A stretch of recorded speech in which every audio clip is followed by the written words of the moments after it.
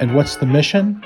It's to save this incredible historic building in a small Midwestern town where I grew up in its shadow. It's been a true cornerstone in the lives of Charleston residents since it was built all the way back in 1919. Now I'm taking on the daunting challenge of safeguarding all 70,000 square feet of this iconic structure. I'm not loaded with cash. I'm not a restoration expert or experienced at all for that matter. But what I do have is relentless determination, boundless willpower, and a genuine thirst for knowledge. So join me, we'll learn, adapt, and fight to protect this vital piece of American history together. Buster Brown shoes. Okay, so it's early in the morning and I'm at the building and I've got one more day to prepare. Bob's gonna be here tomorrow. Come to think of it, probably I've been saying Bob's gonna show up for a couple weeks now. I'm filming these like, you know, sometimes I'll film one in the morning and one in the afternoon, or I'll film one day and one the next day. But I only upload 2 videos a week, so it may seem like he's taken weeks to get here, but actually it's only a day and a half to get here before he gets here. So, but yeah, I got a few things that I want to do because I'm really hoping we can power spray that room. And so if there's going to be any chance of that, then I need to get some things in order. And I just noticed that that kid's bike that I put out is gone. It went to another happy home. So I don't know what I'm showing you. There's nothing there to show you. But yeah, so here at the building, and I'm going to be doing a little bit of running around today because there's some things I need to pick up, some things I need to do in order for it even to be a possibility that we can power wash. And if it turns out that we can't power wash, don't worry, we're still going to do some projects that are going to be super important to move the needle on the building. So, okay. First things first. So each morning that I come here, I think, could this be the day that we caught the raccoon? I'm gonna lift this door and keep my fingers crossed. Oh my gosh, there's the trap has been sprung. Yay. Oh, can you hear that bouncing around inside the trap? All right. Oh, he's pretty excited, or she's pretty excited. Oh my gosh. You are one big, beautiful raccoon. You are one big, beautiful raccoon. I've never seen a raccoon like you before. I have never seen a raccoon like you before. Meow. Meow. Hey, buddy, you're probably stressed out, aren't you? Meow. Meow. I'm gonna let you out. Let's not prolong this any. Oh, hold on a second. Hey, kitty.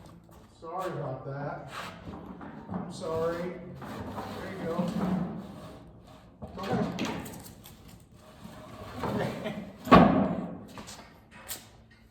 He took off like nobody's business. Oh my gosh. Oh man, what a bummer. And he made a mess in there too.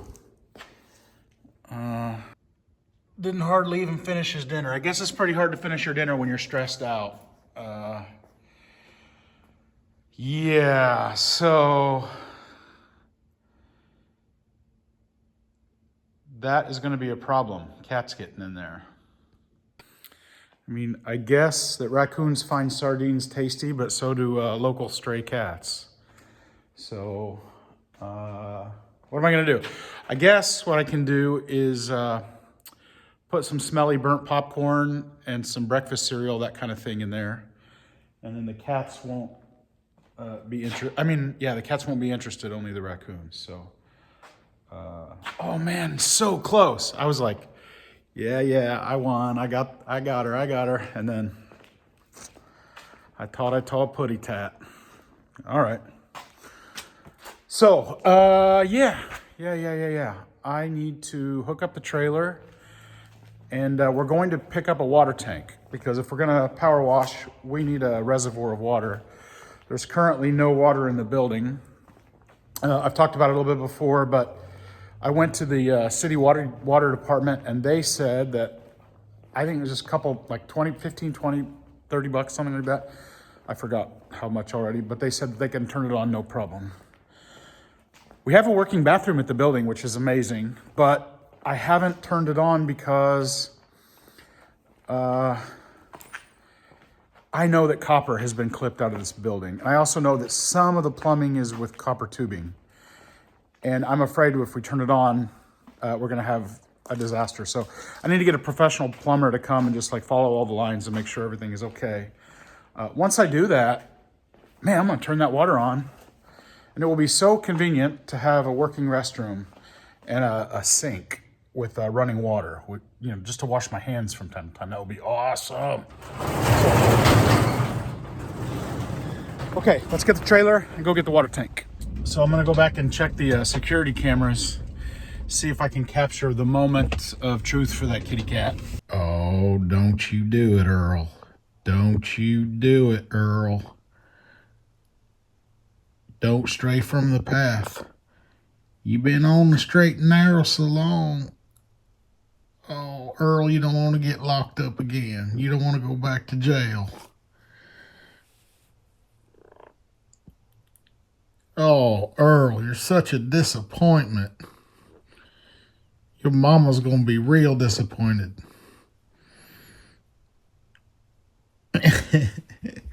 Oh, he's drinking from the little water bucket that I put in there. You're drinking again, Earl? You're out tomcatting around and cat burglar in the brown shoe factory, and you're drinking now, and oh, your mama would be so disappointed. You get locked up, who's going to feed your kitties? Who's going to take care of them? Don't step on that pressure plate, Earl. Earl, you got some fancy feet there. You're not stepping on that, are you? Don't do it, Earl. Don't you do it, Earl. Oh. Oh. Crime don't pay, Earl. Crime don't pay. Oh. Mama tried. Mama tried. Oh, Earl. Yeah, that's a bummer. I don't want to catch. I put a sweet potato in a live trap out here in front to try to see if I could get one of the groundhogs. And the only thing I was catching was squirrels. So I have a problem with targeting what I'm trying to catch. But I'm pretty sure that now, because it's been like almost a week that trap has been set there. And it's been feeding the mice, not the raccoons, which I didn't even know I had mice in the building. That's the only thing that could have carried off all that barbecue without setting the trap. The first time a cat went in there. But a cat is no match for a raccoon, that's for sure, for getting out of a trap. But I caught the mama once in a live trap. She destroyed it getting out, and I think she's been educated. I bet. So, yeah. Darn it. Maybe putting the trap at a different place in the building might throw her. I don't know. So we're going to go to a nearby town where we've kind of made like a little cabin. I guess you could call it. It's a 40-foot by 15-foot Amish built outbuilding. And when we got the property, it was full of Russian olives. So that was the first kind of epic project that I ever did. It was like, 10 feet tall and so thick with Russian olives you couldn't walk. The back of the property is still kind of like that. But I'll show you what we've done out there. But the reason we're going there is because the tank that I need to pick up for the water is out there. So.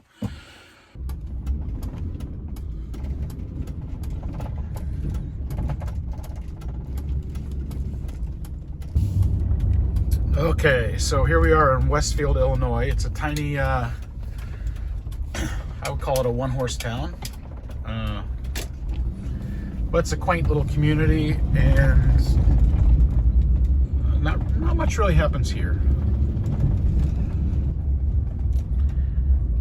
And our place is basically at the end of this dead-end road.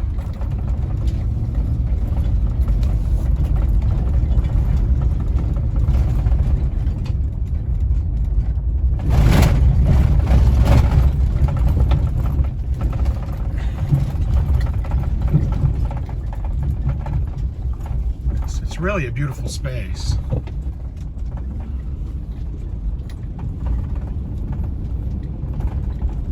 Okay.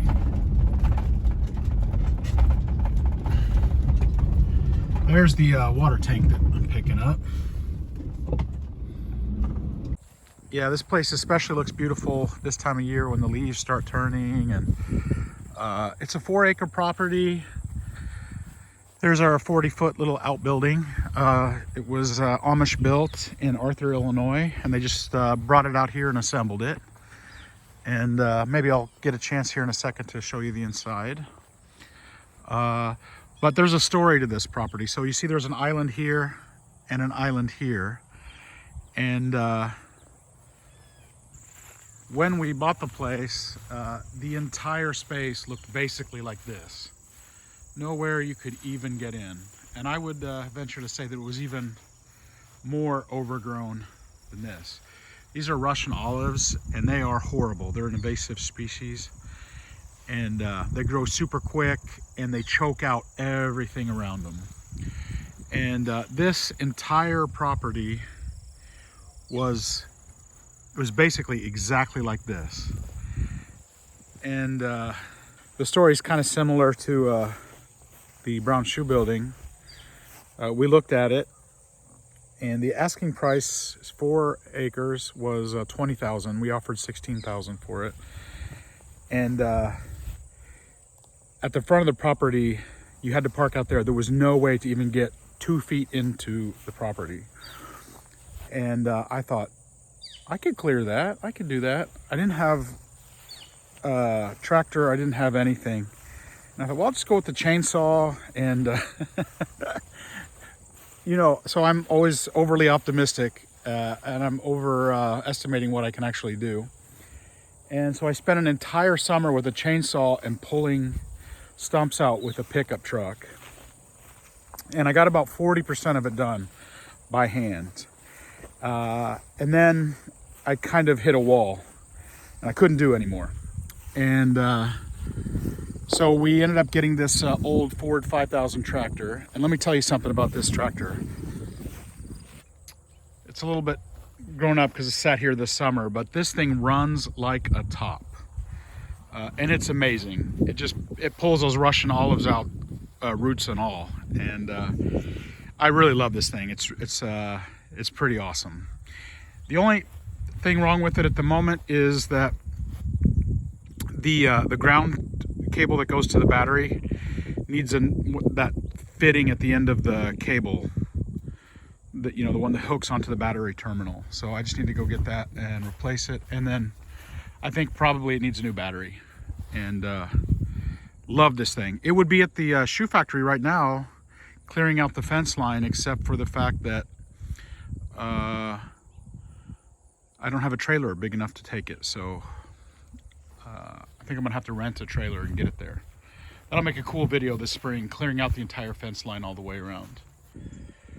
So with this thing, I got to like 60 or 70% cleared on the property.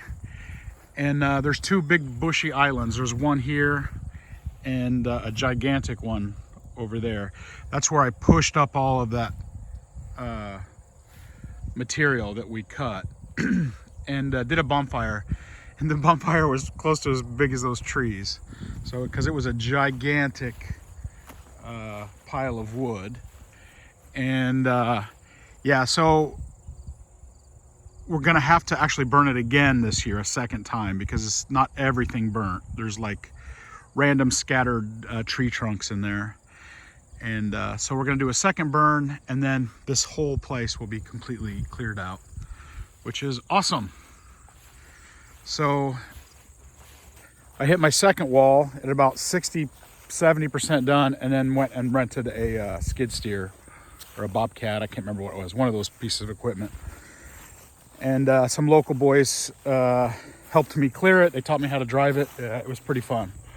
And man, it made it so much quicker that I feel so dumb that I didn't start with that. But anyway, we brought in the shipping container, and yeah, pretty cool little space to get away on the weekends. So let me show you inside the cabin.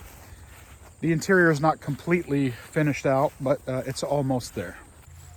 Before I take inside, there's this building right here which is falling in on itself. It's one of the last things we have to get out of here.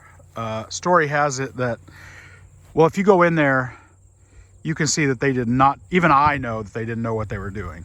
So that's part of the reason it's all falling in. And the story, the rumor from the neighbors has it that they were cooking drugs in there. And yeah, so, and that probably has something to do with the reason why the whole property came up for sale. But we're gonna pull that down hopefully this year. There's really a lot of wildlife here. There's pheasants and deer and possums and raccoons, all kinds of stuff. So it's kind of dark in here, but yeah, it's not completely finished. Still got to do the ceiling, and we've got the propane tank, propane heat, and also a wood burning stove, which is kind of cool. It's temporarily installed at the moment. And yeah, bed, and then a couple lofts which are full of insulation at the moment. And one really cool thing I want to show you, if it's not too dark, that is an electric toilet. So you put these paper cup type things in there, and it runs on 110 volt regular electricity. And you push the button after you use it, whether it's liquid or solid. In about 30 minutes, it's reduced completely to ash. And then once a week, you just pull the tray out the bottom and go dump the ash outside. So it's pretty cool. And it makes it so that you don't have to have a sewer. Don't have to have is kind of maybe debatable. But it will get you by until you've got a sewage system installed. So the only thing else we need really is to have the city water run out to the building. And it's kind of a really cool little livable weekend place. So, okay, enough of that. Let's go. And I got to load up this water tank. I got stuff to do.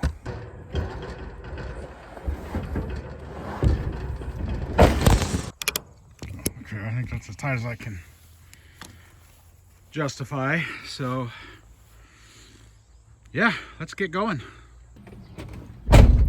Okay, at the gas station getting directions. So I'm in Ashmore, Illinois, and I've never bought bulk water before. So didn't know where to do it, how to do it. And so last night I went on the interwebs and visited a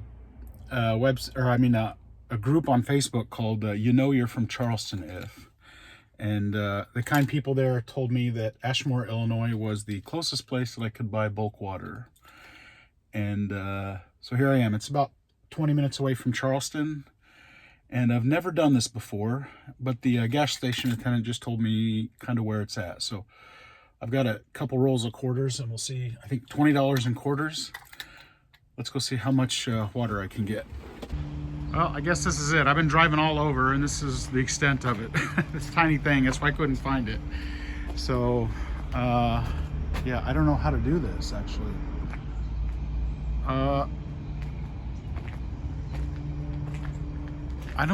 There's no coin-operated thing. There's nobody here. I have no idea how to pay or how to get water out of this thing. Good grief. All right, this is crazy. So I went to the gas station to talk to the same guy that told me where the pump is. And I said, I'm there, I can't find any way to pay. There's no machine on the wall. He said, you got to put the quarters in the hole in the wall. I got to put quarters in a hole in the wall. So I don't know what that even means. So I'm going to go back and have a second look and see if I can figure it out. Oh my gosh. Couldn't write it. Couldn't write it. Oh my gosh. Is it possible that that's it? Are you kidding me? All right. I have to get everything set up before I try it. All right. Let's see here.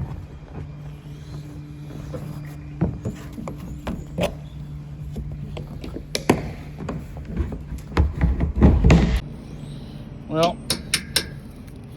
here goes nothing.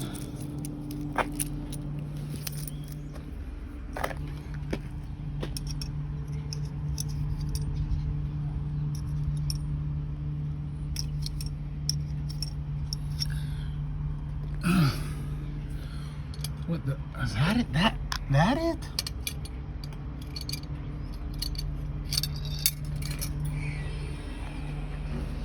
What do you know? It actually worked.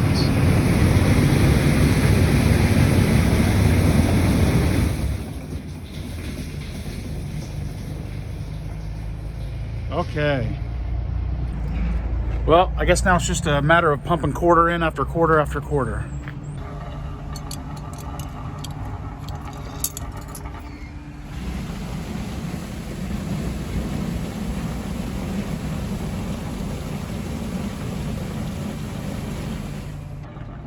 Okay, so that's pretty cool. It's actually 1.5 pennies. I thought this was 15 cents a gallon when I first pulled up, but it's 1.5 pennies per gallon. And I put in about $5. This thing is almost full. Hold on a second, the truck's driving by. And I don't want to fill it all the way up because I'm feeling like it might get too heavy for this trailer. So I'm hoping that's enough. If not, I can run back over. It's a 20-minute trip each way to come get some more. So, oh, that thing is heavy. I don't think I want to put 5 more pounds on that single axle trailer. I'm glad I didn't fill that tank all the way up. On the way back, I felt the engine kind of working a little bit, and I thought, man, there might be something wrong with this truck. And then I came to a complete stop at the stop sign and still felt this thing going on and realized it wasn't the engine in the truck. It was just the weight of the water sloshing around. So yeah, I think next time I will not even fill it as full as I filled this one. I'll check the weight rating, and then I'll get a calculator out and calculate the weight of water, and be sure to stay under the safe recommended weight for the single axle trailer. So okay, we're parked, and I'm super happy because Bob's on his way, and he's supposed to be here at 10, and it is 7 minutes till 10. So yeah, I'm gonna get the building opened up, and hopefully we'll get to power wash today. If not, we will do something cool either way.